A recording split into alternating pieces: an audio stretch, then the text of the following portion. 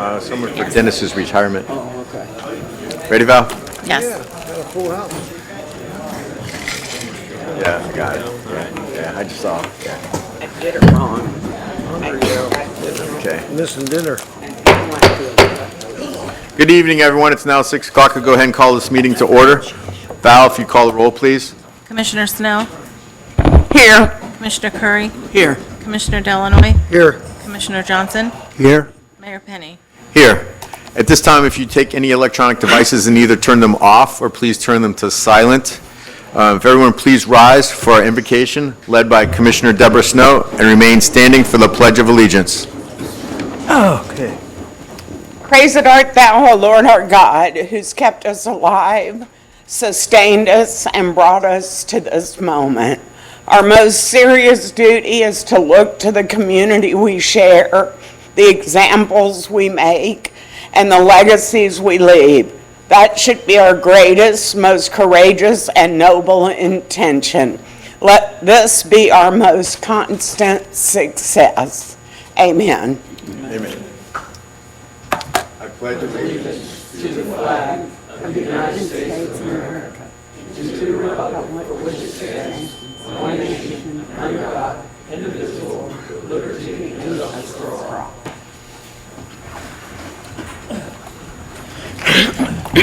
Thank you, Commissioner Snow. You're welcome. This time we have a few presentations. We have a retirement, and then we have some people joining the city. So at this time, I'm going to read a proclamation for the retirement of Dennis Stout for 34 years of service. Dennis, I know you're here.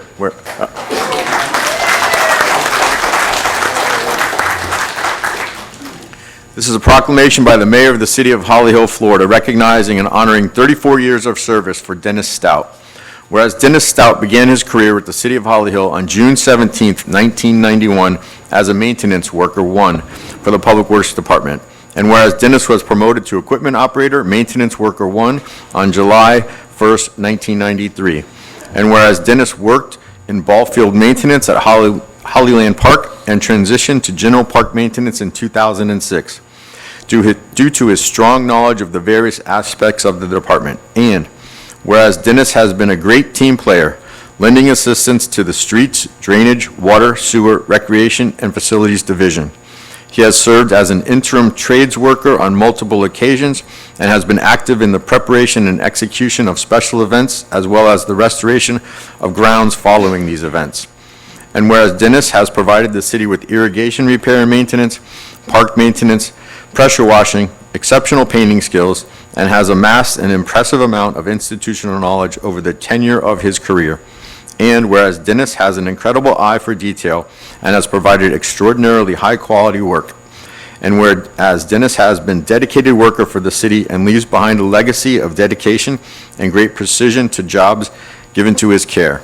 Now, therefore, I, John Penny, Mayor of the City of Holly Hill, Florida, by virtue of the authority vested in me as mayor and behalf of the City Commission, do hereby recognize Dennis Stout and his acknowledgments and his grateful appreciation of Dennis Stout for his 34 years of outstanding service and dedication to the City of Holly Hill, and wish him well in his full retirement and through his future endeavors. Congratulations.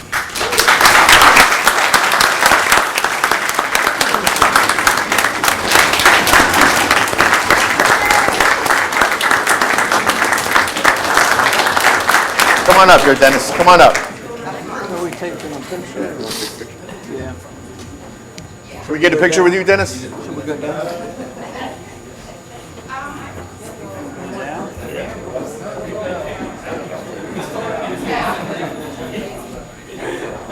Welcome to my world.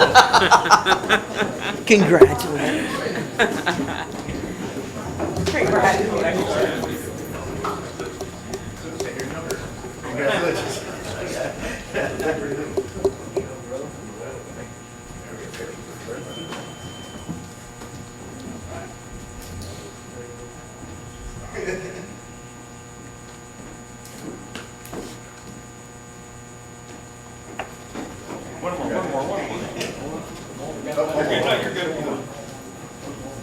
You're good.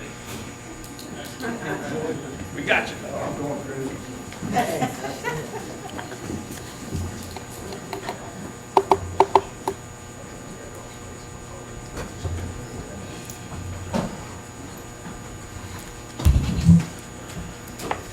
So we'll go ahead and turn the floor over to the chief.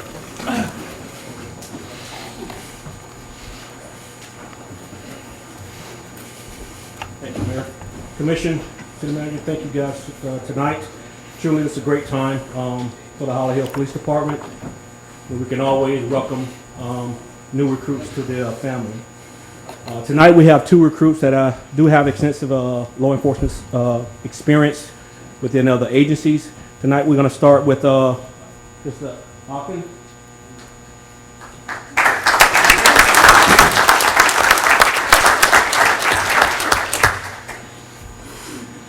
So Officer Ogden started his law enforcement career here in 2016 with New Smyrna Beach Police Department and has over 8 years of law enforcement career service with his most recent career with Bunnell Police Department. Officer Ogden has been assigned to many different divisions throughout his career, including serving as a field training officer, traffic homicide investigator, street crimes unit member, drone team, emergency response unit, and his most recent position as sergeant in the patrol division for Bunnell Police Department. He has received awards to include Officer of the Year, Officer of the Quarter, and Supervisor Leadership Award. On his days off, Ogden enjoys fishing, time with his children, and gaming. Presenting the badge today will be Robert Ogden, his brother. Family in attendance is Officers Kirkpatrick, Officer Zabara from the police department here, and several friends and former co-workers.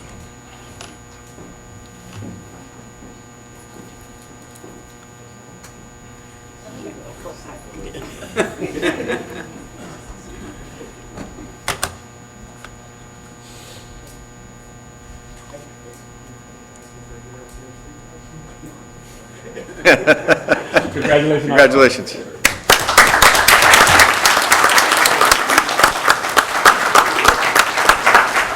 Next up is Mr. Daniel Walker.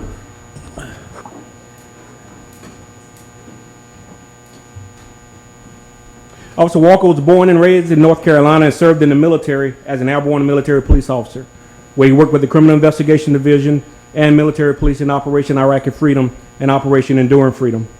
2019, Officer Walker joined the Warner Robins Police Department in Georgia. During that time, he created their drone program where he flew for agencies such as FBI, ATF, and the U.S. Marshal Service, assisting with 3D renderings for traffic accidents and major cases. He was also assigned to the Crime Scene Investigation Unit. Recently, Officer Walker served for both Volusia County Sheriff's Office here in Florida and Macon-Bibb Sheriff's Office in Georgia.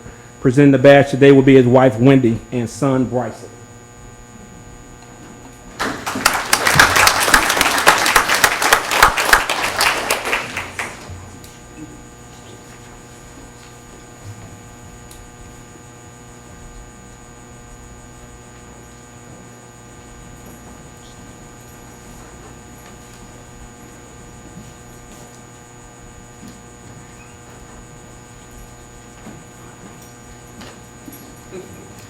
Congratulations.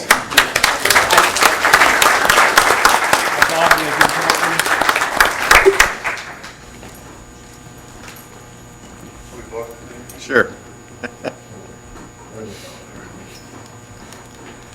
All right, you guys can raise your right hand for me. I state your name. Do solemnly swear that I will support, protect, and defend the Constitution and government of the United States and of the state of Florida, that I am duly qualified to hold office under the Constitution of the state of Florida and the Charter of the City of Holly Hill, and that I will well and faithfully perform the duties of a police officer of the City of Holly Hill, for which I am now about to enter. Congratulations.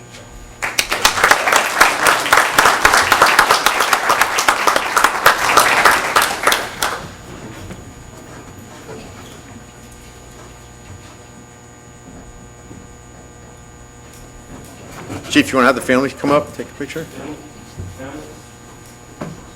All y'all me.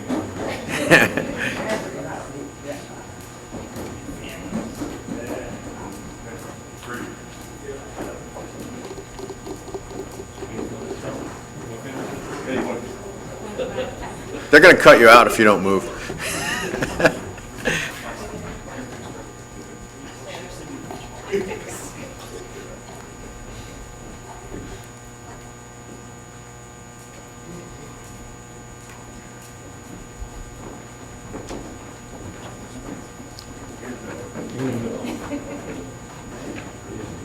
So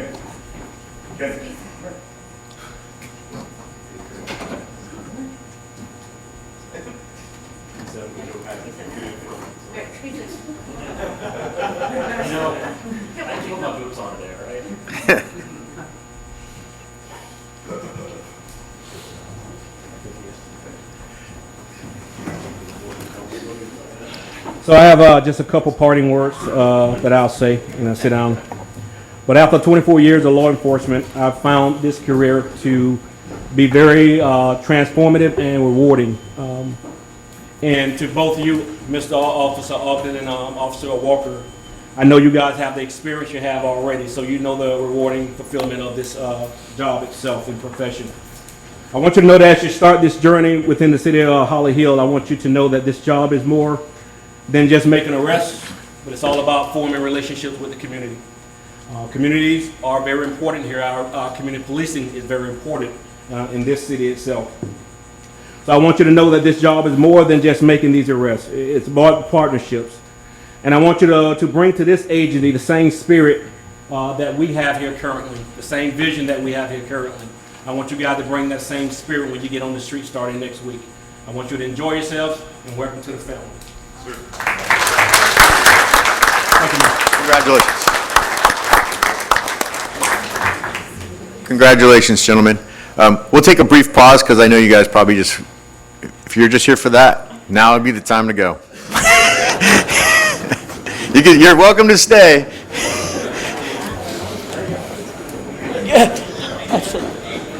John, are they here for the swearing-in ceremony? I've already walked my 3 minutes out of my head. Well, because he knows people.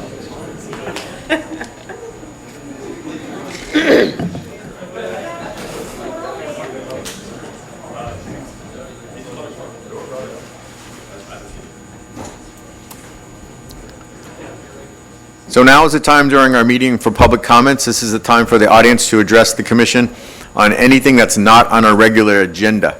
Is there anyone that would like to address the commission at this time? Mr. Legary. And then the gentleman next to you, you'll be next. Oh, okay. Jim Legard, 342 Burley. I noticed in the agenda for the Head Start program, it is the first time I believe I have noticed on our agendas anything relating to the level of income in the community. I'm wondering, I look at the bus stop that's crashed here. I'm wondering, can we get more of those? Is there a way we can incorporate some kind of addressing the blight outside of the CRA district in our deliberations? Thank you. Thank you, sir. Thank you. Yes, sir. Just need to state your name and the city you live in for us. My name's Robert Spurway. I live in Holly Hill, 136 LPGA. I just had a couple of beautification ideas, basically, and which would be the lift stations on Ridgewood that could be maybe wrapped with something other than big shiny metal. Other than that, the traffic signal control box is the same thing.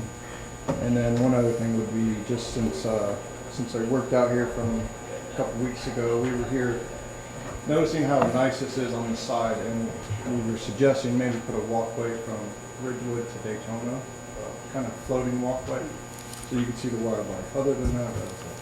Thank you, sir. Thank you. Thank you for coming tonight. Is there anyone else that would like to address the commission on anything not on the regular agenda? Sorry. Yes, sir.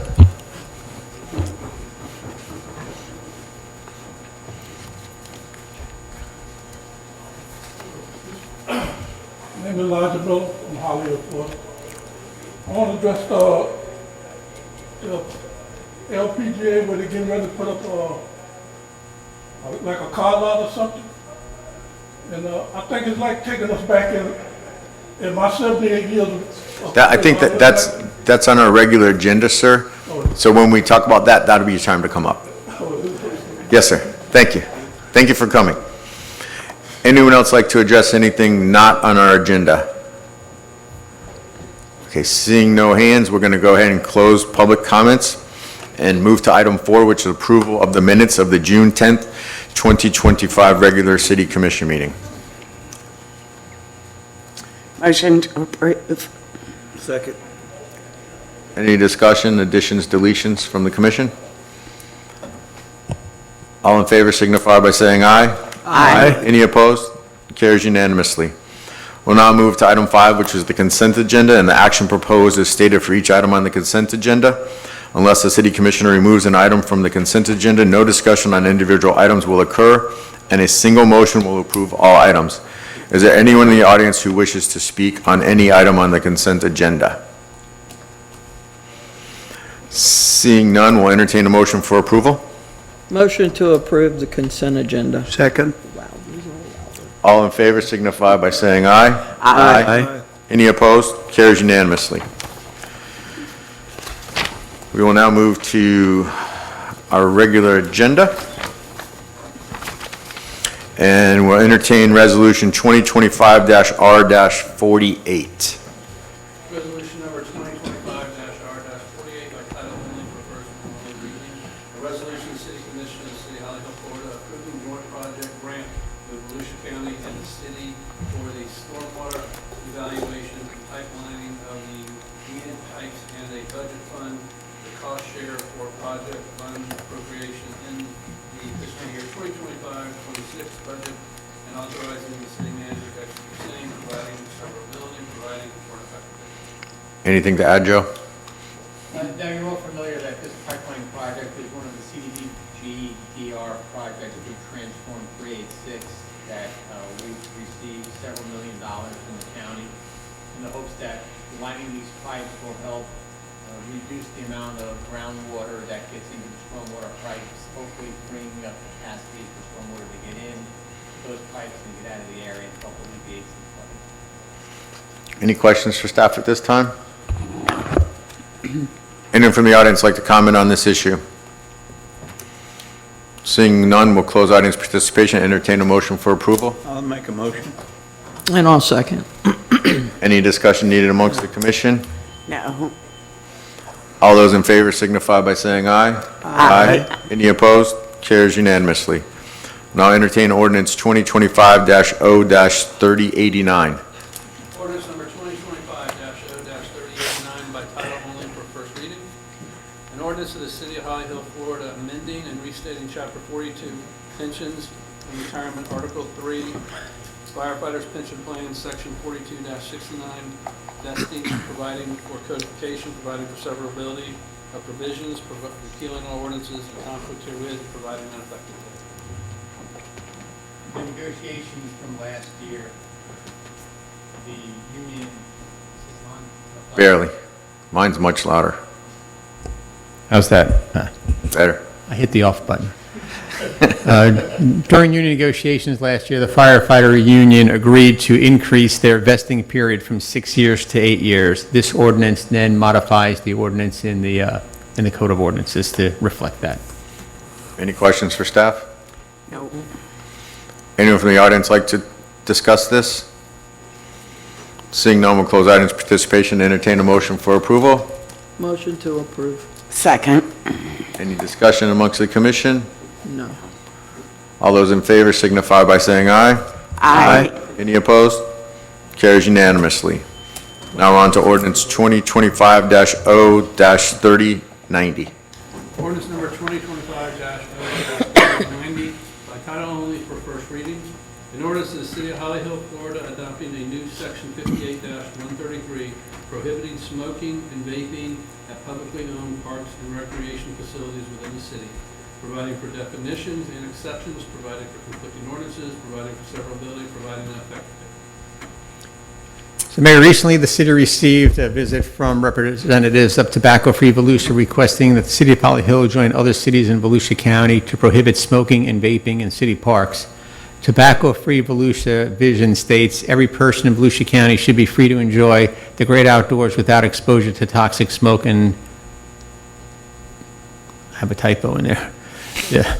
The city currently has an ordinance which prohibits smoking and other use of tobacco products as designated at designated youth athletic fields and parks, which was adopted to prevent these activities, especially at Hollyland Park when we had youth baseball events.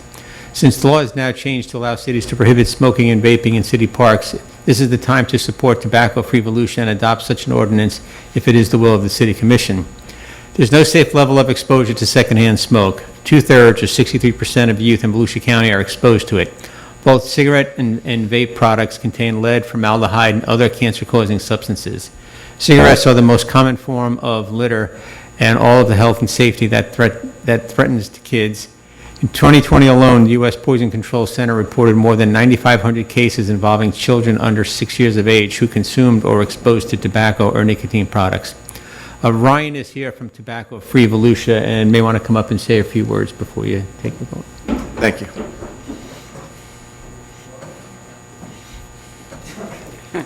You can handle it. You're,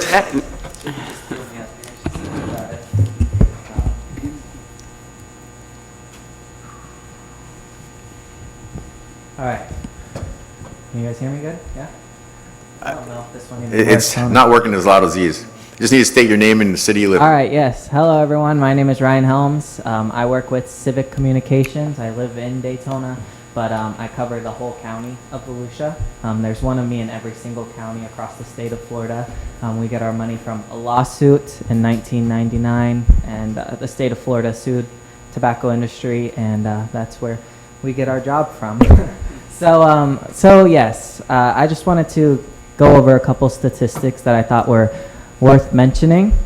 First of all, there is, in 2021 alone, we had 1 out of 4 high school and middle schoolers vaping or using tobacco products. All right, that's 25%. All right, this current day we have 1 out of 7. Okay, progress has been made, but before 2019, before Juul came out, which was the very big vaping product that really set vaping up, there was 1 out of 15 in Volusia County. So now we're at 1 out of 7, but we're not even close to where we were in retrospective, right? All right, so for a smoke-free park ordinance, currently the cities in Volusia County that have an ordinance are DeBary, DeLand, Orange City, Edgewater, New Smyrna Beach, Port Orange, Daytona Shores. Deltona had their second reading on June 16th. It was passed 7-0. And in Lake Helen, their first reading is on July 10th. So that's pretty much all I wanted to share with you guys. And thank you guys so much. Thank you. Any questions? no. Thank you. Thank you. You did very well. Anyone from the audience like to discuss this issue? Yes, sir.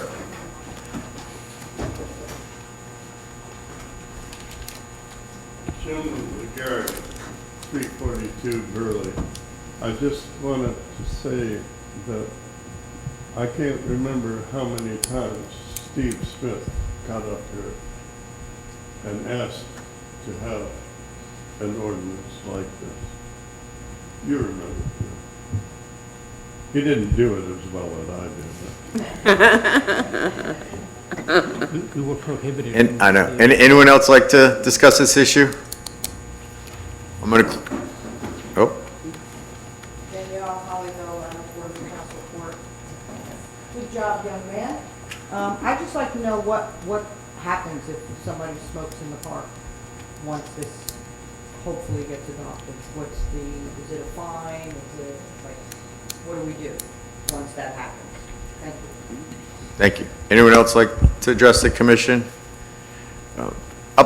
So we'll go ahead and close out his participation. Up until recently, state law prohibited us from making our parks smoke-free. So we couldn't do it. I think they actually changed it last legislative session. So we're a little late. As you can see, most of the cities in Volusia County have adopted it, but better late than never, I guess. Mr. Forte, can you elaborate on enforcement? Yeah, at the next reading, we'll have enforcement procedures included once we go for the second and final reading. But there'll be options. There can be fines given, there can be trespass from the property. If there's an appeal, the appeal process will go through more than likely the special master. But I think this is the first step in trying to get that enforced. And as you all know, we have some groups that meet in that park that are heavy tobacco users, and hopefully they'll comply with this new ordinance. Thank you. Any questions for Joe? No. So we'll entertain a motion for approval. I'll make a motion. I'll second. Any discussion needed amongst the commission? Yeah. When I was the mayor, we tried to push it through and state law wouldn't let us do it. I remember that. Now we're in it again and we're gonna get it done this time. Thank you. I would like to just say something. I'm wholeheartedly in for this because nobody likes anybody sitting beside you smoking cigarettes. It just, this, I don't know how to put this in a perspective to make it sound like I'm not trying to infringe on any of this. I just think that there is a point of people that do smoke. We have a group that meets down there that do smoke. I don't want to say let's make a smoking area in the parks. I don't like smoking either. I think it's a terrible thing, but it is an infringement of freedom in this country, of our freedoms. That's all I have to say. I will vote no on this, but I still think that You'll every vote no little or vote yes? vote yes. I Okay. think that every time we come up with a situation like this, it is an infringement on freedom. That's all I have to say. And thank you for your comments. Anyone else? I'll say one thing to that, Commissioner Delanoy, because I did meet with the tobacco-free Volusia people, and they've come across this issue in other areas in Volusia County. There's nothing to preclude someone in their park going to sit in their car and rolling up their windows and smoking by themselves. It'd be really bad. Well, that's what they have to do. That's what I was gonna say. but I didn't, Or don't smoke for an hour. I didn't wanna seem my normal mean self. I agree. All right, I didn't make notes. Did I call for a motion? No. In a second? Okay. All in favor signify by saying aye. Aye. Any opposed? Carries unanimously. We'll now move to ordinance 2025-0-3091. Ordinance number 2025-0-3091 by first reading only. An ordinance of the City of Holly Hill, Florida, amending Chapter 66, Traffic and Vehicles, Article 3, Bicycles, Division 1, generally, to prohibit electric bikes, mobility devices, and motorized scooters from sidewalk, providing for conflicting ordinances, providing for severability, and providing an effective date. Any comments, Joe? So if you recall, a couple of weeks ago, maybe a couple of months ago, we had a resident that came up complaining that he was almost hit by someone driving fast on an electric bike on the sidewalk, and he requested that the commission look into that. So the chief did a little bit of research on that, and not many cities prohibit electric bikes or motorized vehicles on sidewalks. Our sidewalks are just that, they're sidewalks. They're not multimodal bike paths. So they're not designed to have people walking and riding bikes on the same path. So this ordinance would prohibit any of those electric bikes, motorized vehicles, I should say, on the sidewalk. They're to use the road, they're to share the road. If you go to the TPO meetings, they talk a lot about sharing the road between motorized vehicles, like scooters and electric bikes with the vehicles, the cars that drive on the road. We looked into the option of requiring them to reduce the speed on the sidewalks, but that would be very difficult to enforce without having somebody out there with a radar gun. So we believe that prohibiting them completely from sidewalks would make it easier for enforcement, that if anybody's on a sidewalk, they would be asked to come off the sidewalk. And again, the same rules would apply. There'd be the fines or possibility of trespassing, which I think would be a more difficult process to trespass somebody from a right-of-way. But at least we could get them educated and get them off the sidewalks and make the sidewalks safer for people to walk. Thank you. Any questions for staff? Yes. Does this include a motorized wheelchair? Like the three-wheel scooters that people wear, that people use would not be included.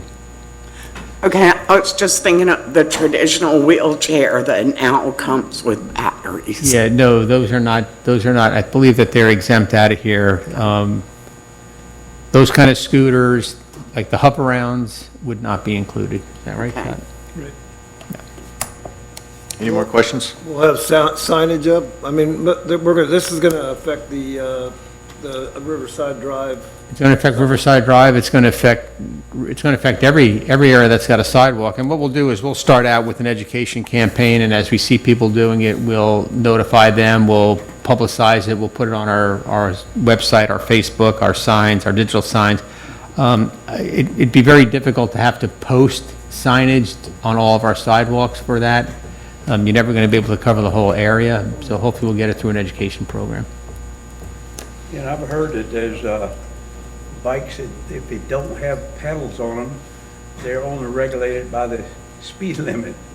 So you can imagine how fast they can go like on a sidewalk. And the ones that do have pedals, I've heard, I don't know for sure, I think they're limited to like 29 miles an hour, I believe. It really depends on, there's 3 classes of e-bikes. Actually learned more about this than I cared to know. But 2 of them are constant assist with pedal. One of them is it can run without any pedal. And they do have speed limit regulations. Class 1 e-bike, it only engages when the rider is pedaling, and it goes to 20 miles an hour. A Class 3 e-bike goes same, it only engages when they're pedaling only. It goes to 28 miles an hour. And then a Class 2 e-bike engages anytime with or without pedaling. So, there's just 3 different categories under state law of a type of e-bike. So all those are gonna be included in this? Yes. It's all compacted in there? Right. Any other questions for staff? Yeah. To Commissioner Snow's point, when section 66 to 75, paragraph B, there's a typo. It says a motorized wheeler chair or other motorized ADA vehicles are allowed to be operated. So there's a typo there. And then my concern is that I live close to Riverside Drive and see these people going way faster than the cars. And there are other means of powered vehicles. The one wheel, it's a little fat tire and you stand on like a skateboard. And then also motorized skateboards, electric skateboards or gas powered skateboards with little chainsaw motors on them. Will that be included where paragraph C talks about motorized scooters, mobility devices, even if the device is being partially powered by human power? I just don't want to just do this and not go far enough, because my concern is that the sidewalks are narrow and these people come up behind you so fast, you don't even know they're behind you till they zip past you. Would it be covered under the mobility device? I don't know. That was my question. Yeah, all these terms are defined under state law. Okay. So your motorized scooter is designed for one person with or without a seat or saddle, no more than 3 wheels. And then your hoverboard segways are designed for one person, self-balancing, 2 non-tandem. Okay, so that does cover those 2 types of, okay, all right. I just want to make that, thank you. There is not they have a maximum speed, like a Segway type thing is a maximum speed of 19 miles an hour, and a motorized scooter is 20 miles an hour. Okay. But we're banning those. Right, okay, that was, okay, all right, thank you. Any more questions for staff? No. Anyone from the public like to discuss this? Yes, sir. You gotta come up and tell us your name and the city you live in. If you keep coming with the Gary, you'll figure it out. Robert Spurway, live in Holly Hill, 136 LPGA. We be painting lines for the bike paths on the roads, since there isn't any currently. And there's schools with little kids that ride the scooters, are they being exempt or not? Thanks. Anyone else from the public? Seeing none, we'll close public participation. I don't believe there's any plans at this time to paint additional lines. The current motto is share the road. And then the kids riding the little scooters to school, they don't have motors on them. They are electric. Oh. They do have electric ones. Are those included in this? Technically. They would be, yeah. Technically, you know, we only have the elementary school now, so you're talking about 11-year-olds. Is it something that can be exempt during the school in that area? I wouldn't exempt the area. You might exempt school children, but I wouldn't exempt somebody else coming down the sidewalk. I'll have to I'll get with Scott. I would approve this on the first reading, and I'll get with Scott and the chief afterward, and we'll talk about that scenario. Okay. Yeah, I'm glad you brought that up. I think we need to kind of cover that. Thank you. We're going to make sure they're wearing a helmet, though. Can we get a motion to approve?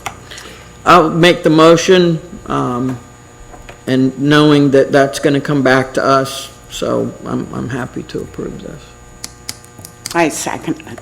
Any discussion needed amongst the commission? All in favor signify by saying aye. Aye. Any opposed? Carries unanimously. Now we'll move to item 5, which is the adoption of the city commission goals and objectives. So in your packet is the document that Karen had put together when she facilitated our goal-setting session. Since we had that meeting, I worked with the department heads, and they submitted some objectives to those goals so that they're a little bit more measurable. They're still long-term goals. Some of them have short-term impacts that will be accomplished sooner. But these are the goals that you had agreed to through consensus at the work sessions, and some objectives that have been applied to them. Any questions for Joe? I think we all got these a week or so ago to review. Anyone from the public like to comment on this matter? Seeing none, we'll close public participation. Entertain a motion for approval. Motion for approval. I'll second. Any discussion needed? All those in favor signify by saying aye. Aye. Any opposed? Carries unanimously. Now we'll move to public hearings, which is item 7. And the first one is 719 Walker Street Special Exception.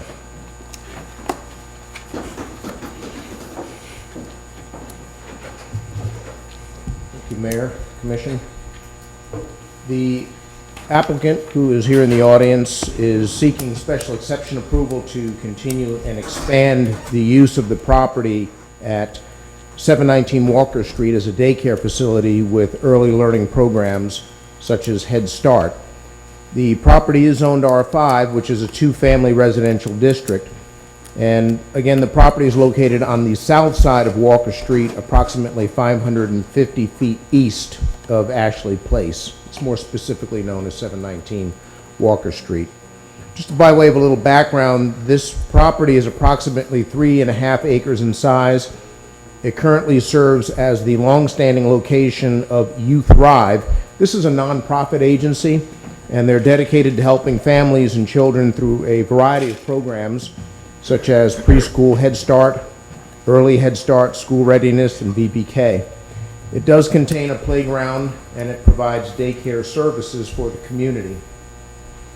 The applicant has demolished the current facilities. They are no longer there. The ground there is flat.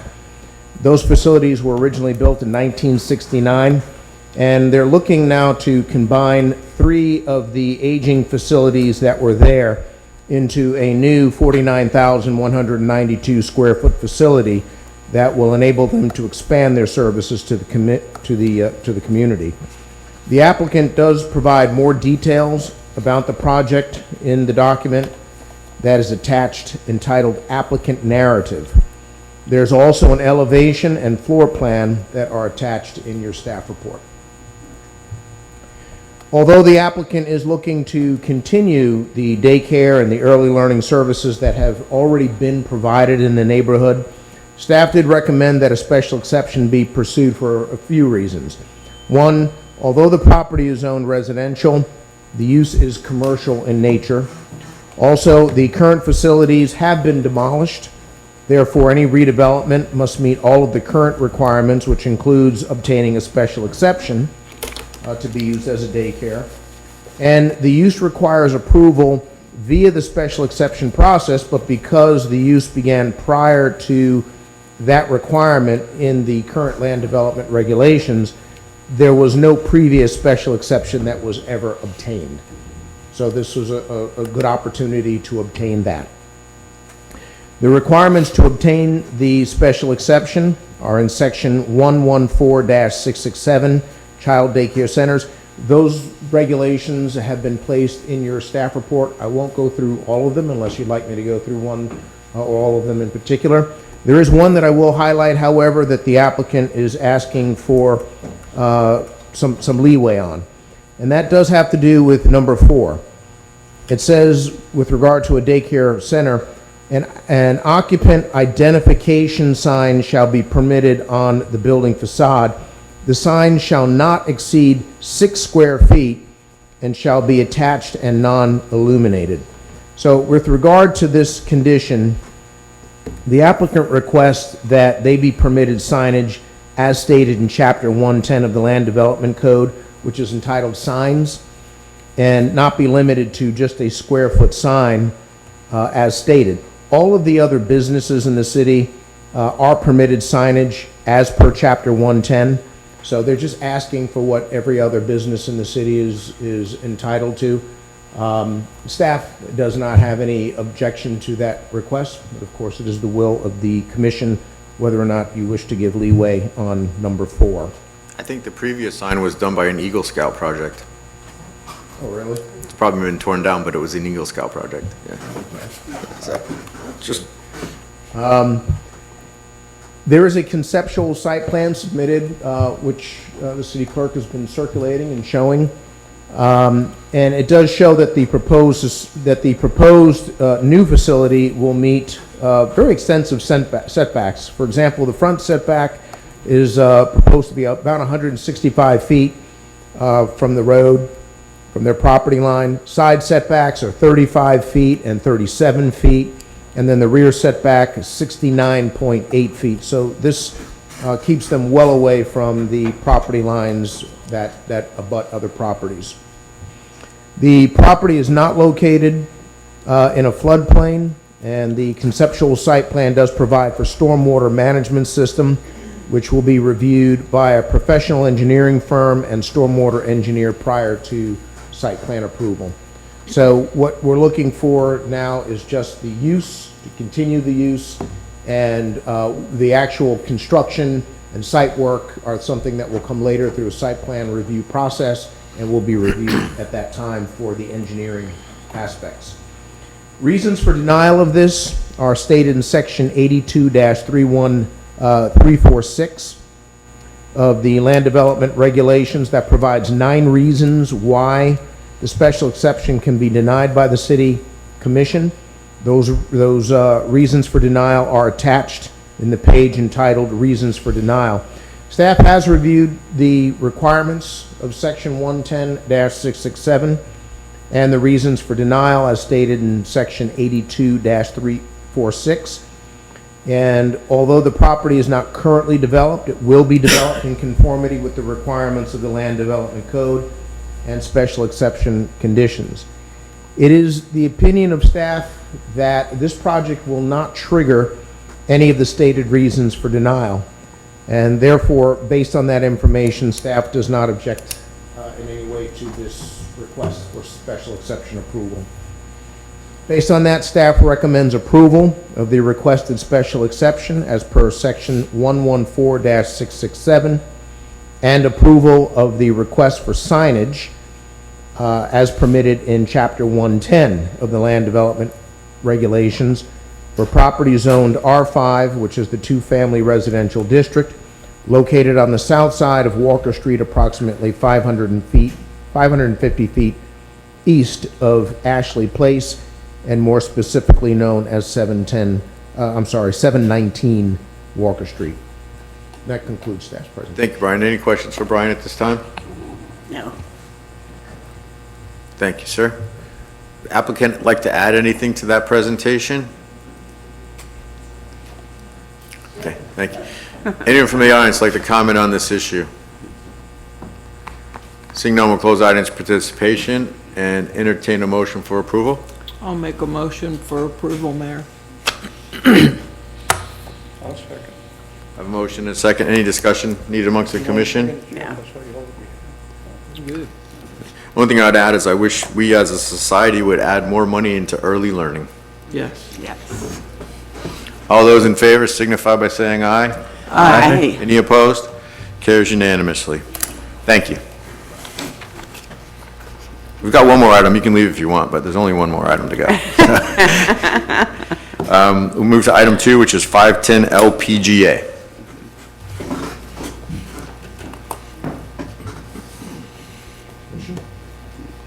The applicant this evening is requesting special exceptional approval to allow outdoor sales of motor vehicles on a parcel in the CC1, which is the commercial corridor area zoning district.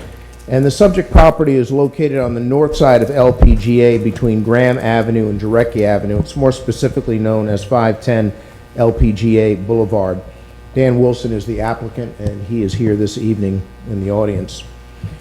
The property is approximately 1/2 acre in size. It's currently vacant, and the applicant desires to build a Jeep dealership with outdoor sales and has provided additional information regarding their business and this request in the attached page entitled Applicant's Narrative. This property is within the redevelopment overlay, and outdoor sales of motor vehicles is permitted only by special exception, subject to the provisions of Section 114-705 of the Land Development Regulations. Those regulations have been listed in your staff report, so I won't go over them unless you have something specific that you'd like to look at or you'd like me to go over them. Again, there are reasons for denial. There are 9 reasons for denial stated in Section 82-346. Those are provided in your staff report, and I won't go over those unless you'd like me to. Based on that, staff has reviewed the requirements of Section 114-705 and the reasons for denial stated in Section 82-346. This property also is not developed, but it will be developed in conformity with the requirements of the land development regulations. Things like engineering, landscaping, stormwater review, all of those will be reviewed at the time of site plan submittal. It is not the opinion of staff that the development will trigger it is the opinion of staff that this development will not trigger any of the stated reasons for denial. So based on that information, staff does not object to the application for a special exception. It's recommended that the commission approve the requested special exception to allow outdoor sales of motor vehicles on a parcel in the CC1 zoning district within the redevelopment overlay located on the north side of LPGA Boulevard between Graham Avenue and Jarecki Avenue, and more specifically known as 510 LPGA Boulevard. Thank you, Brian. Any questions for staff? I have a question. Where will the entrances be? Those are not known at this time. What we're looking for, Commissioner, is just the use. To be able to do that. Now, once if he gets the use approved, at that time he'll obtain an engineer and they will begin site development, put together a plan for that, show where the building is going to be and where everything will be in terms of access and coming in and out. Okay. Any other questions? Thanks, Brian. Would the applicant like to add anything to the presentation?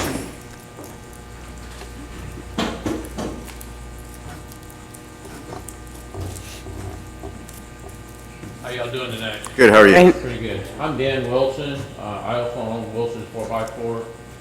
Give you a little history of our business and our family. We moved here in 1971. We've lived in Holly Hill since then. My dad started the business, basically heating and air conditioning, the first business he ever did here. Moved on to do, which I also ran after he decided he wanted Jeeps, but he got a passion for Jeeps and 4x4s.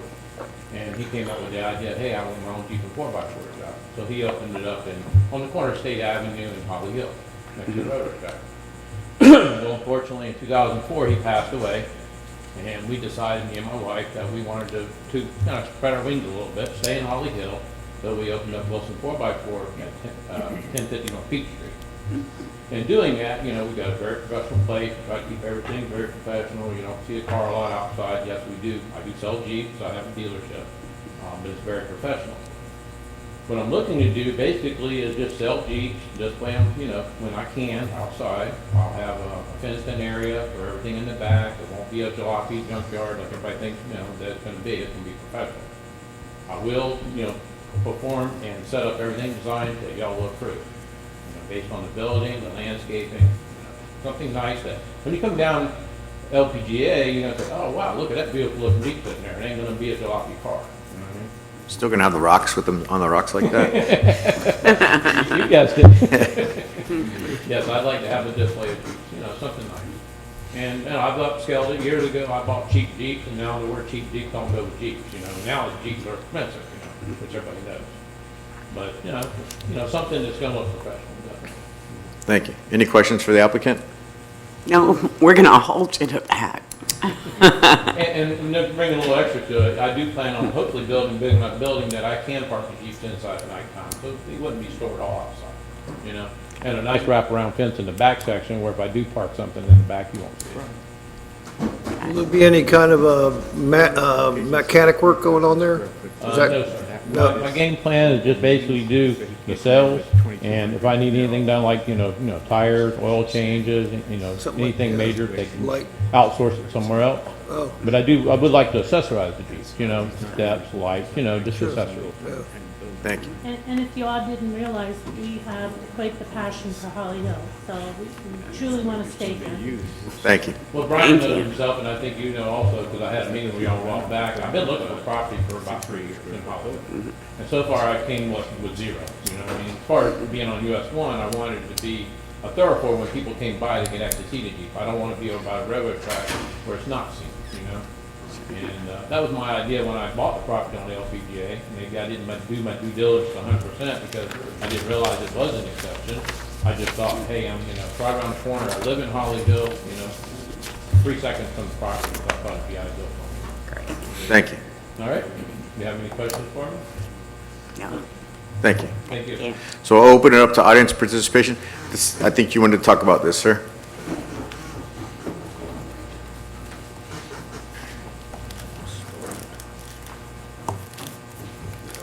Elijah Miller, I live in Holly Hill.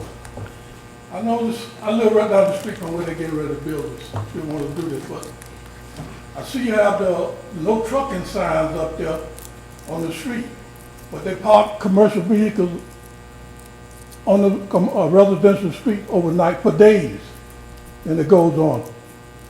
And going back 100 years, I remember this property being the same as Universal. Right next door to them. And Universal, they extended 1/3 of the block on a residential street. They got junk cars all the way in the block. And this block, this lot used to be the same thing. The owner used to be Charlie Morris. I grew up here. Been 78 years. And this been going on. Instead of improving, they want to take us back into this, bringing in the junk cars and selling them on the corner. And every time they move a car, all you have is snakes in the neighborhood for moving all these junk cars off the street. And I don't understand, and I know it should be against the law to leave a commercial vehicle on a residential street overnight. But they do it. They park the trailers on the street, on the corner, for days and leave them. So I'm against this. If they might do it, but I'm against it. So what you're saying is they're parking, are they, Thank you, sir. sir? I'm sorry. So what you're saying, that they're parking the semi-trucks? Huh? Semi-trucks, trailers? I'm a little hard. You say they're parking the semi-truck trailers on this particular property? They park tractor trailers on the corner, on the street. On this particular, That's on both ends of the street. on this particular On lot? Walker Street, you can't even see around the corner. You have to pull almost in the street to see them in the cars coming, because they're allowed the trees, the hedges and stuff is like 20, 30 feet. You can't even see a car coming. You have to pull out in the street to see what's in the cars that's coming. And this has been going on for years. You know. But the trailer, the car, I mean, that I understand, but to leave a commercial vehicle on the street, I drove tractor trailer for 45 years, and I know you're not allowed to leave a tractor trailer in a residential neighborhood overnight. But they leave them for days, and nothing has been done. Thank you. Thank you. I'm just one person. Yes, sir. Thank you. Anyone else in the audience like to discuss this issue? Seeing none? Oh, yes, sir. Mr. Mayor. Good evening, Mayor and Commissioners. It's Chris Villa, for the record, 1711 Aniston Avenue. I just want to comment something for the commission to consider. I've been in your shoes, and special exceptions are tough, and I hear what you're saying, sir, but I think that what you have to look at tonight is the best use of this property. I know that we workshop this a lot about smaller properties and how can we get a good local business to come in and to thrive here in Holly Hill. Well, we don't have to guess if this company is going to do a good job here in Holly Hill, because they've been doing a great job for many, many years. And we all know their place right now on North B Street. It's beautiful. And as we come in to that section, I would expect that same level of presentation. As you said earlier, they have the big rock with the Jeep on it. John Daniel used to sit here in this chair and always talked about iconic signs or symbols in different communities that you can point to. He used to talk about a big chicken, right? A pink chicken in another city and all this. Well, one of our landmarks, I think, is the Jeep on North Beach Street and it climbing up a rock and all of that stuff. So I think this is a good project. I think that really helps that area in LPGA, especially as we look towards the future, possibly with the CRA going there and helping to make that area even better. So although I do hear the concerns, I do think that this is a good project, and you don't have to guess whether or not they're going to do it the right way or not, because they've already shown that here in Holly Hill. So I just wanted to say that for your consideration. I wasn't planning on speaking tonight, I promise. I won't do this all. Sure. I promise, but I had to just say that. So thank you very much. Thank you. Anyone else from the audience like to? Oh, Gillis has a Jeep hat on. I'm not sure what he's going to say. Come on up, Gillis. Did Mr. Wilson give you that hat? I'm bringing a big skeleton.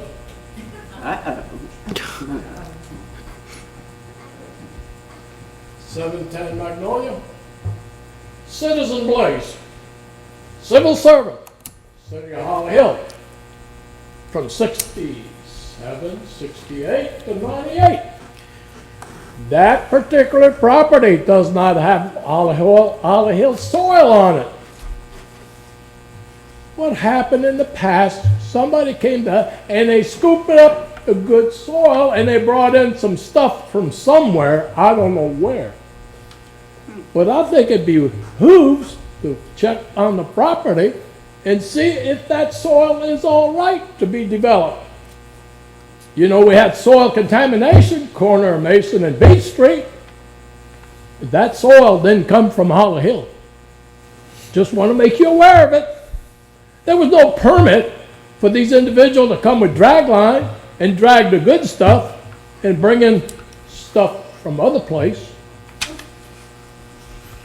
Just want to bring that up to you. Thank you, ladies and gentlemen. It's my duty as a citizen of Holly Hill to bring the past to you. Thank you. Thank you. Anyone else in the audience like to discuss this issue?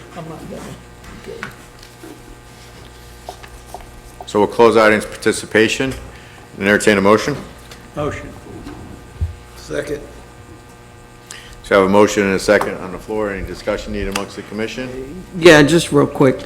I'm not sure if that was a conspiracy theory, Gillis, or history, but we'll take it. No. And sir, Mr. Blaze, this is not your time. You've had your time to speak. I'm this sorry. is not going to be, what's the deal? Like the junkyard and the junk cars, Jeeps. We know what's at the I don't, Gillis. Mr. Blaze, that's your second warning. We have a policy and procedure. If you outburst 3 times, I'll ask to have you removed. Jeeps nowadays, it used to be years and years ago, it was kind of just something thrown together and you went out into the woods, but Jeeps now, I can't even afford a Jeep now. And I know this company, they're already established in our city. I can assure you, sir, that is not going to be a junkyard on the corner. But, I mean, they have shown what they will do in our city. And that's all I really want to say. Any other discussion? No. I just want to make one comment. Previous Mayor Villa talked about special exceptions, and special exceptions are in our codes, and as long as, it's not our opinion whether we want it there or not. If the applicant meets 7 criteria, they automatically get the special exception.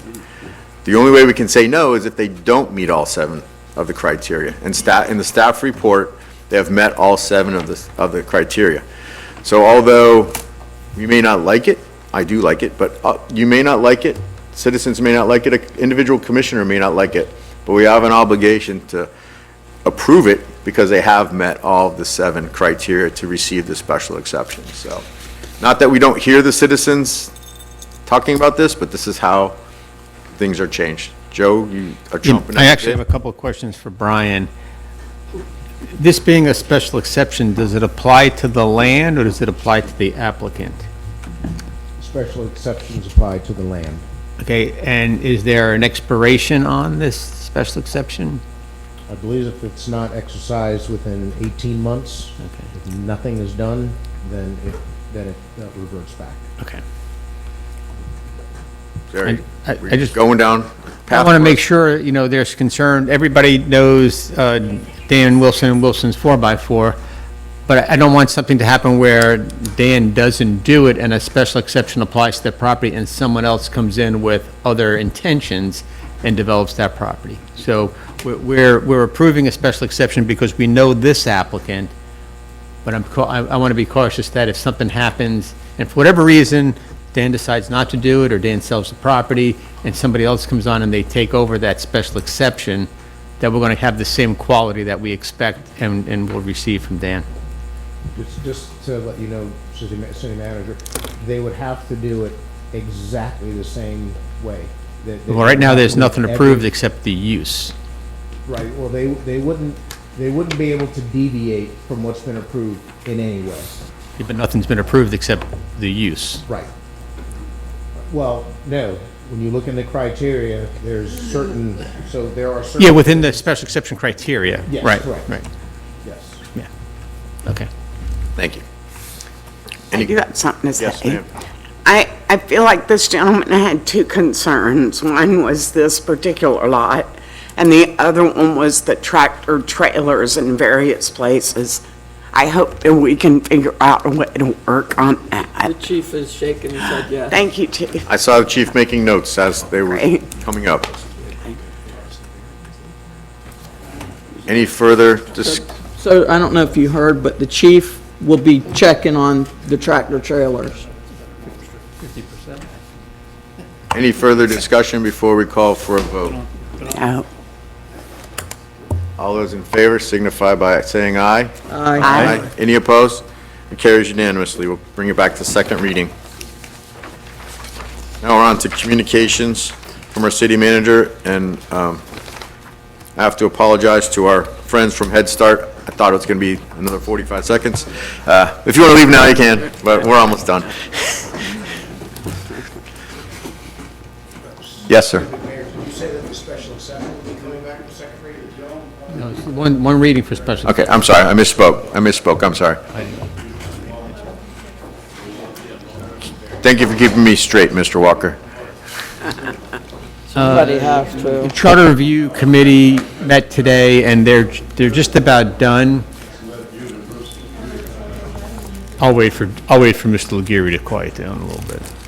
Thank you, son-in-law. We'll wait till your meeting's over, Legary, you know. He's trying to get the blacktop job over there. I know he's doing.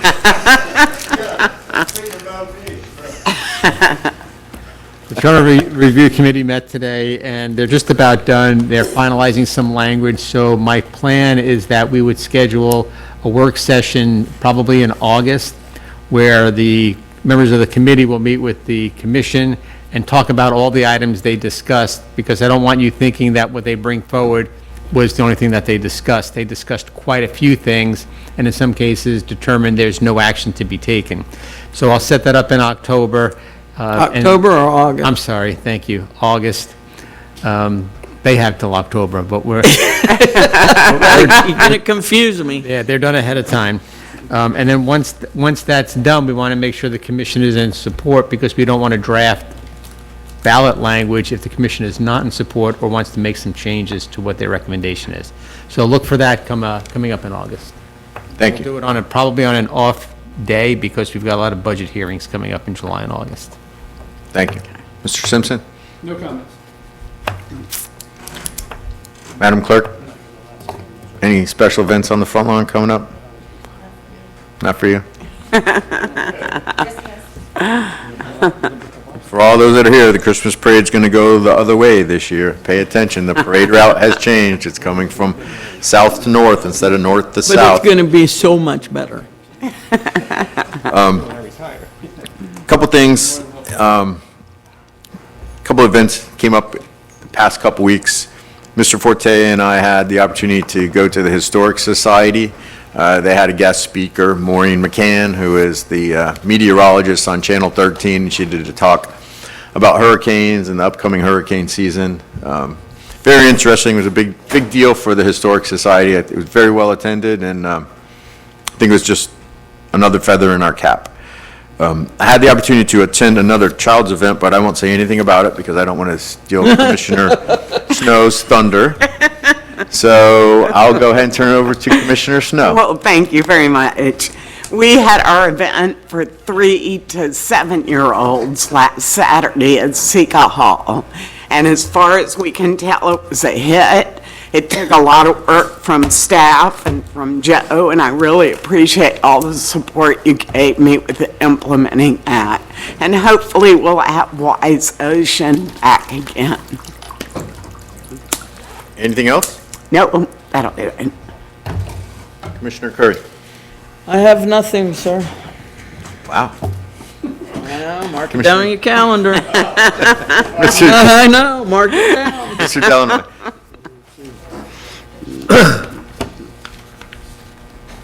I was wondering if you're gonna mention anything about the trucks that the gentleman here was talking about parking on the streets in his area over there are.